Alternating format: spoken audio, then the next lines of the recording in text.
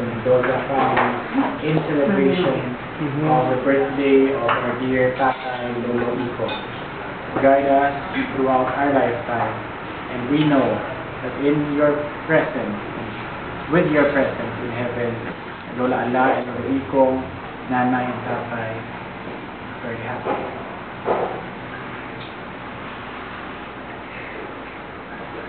Bless us, O Lord, for these like this, which are about to receive from thy bounty. Happy birthday, Lolo Iko! Happy birthday! Happy birthday, Lolo Iko!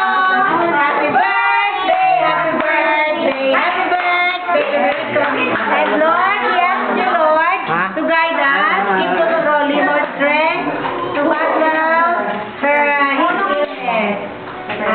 Give us more harmony and love and peace. All of this we ask in the name of Jesus. Rose, okay na Rose?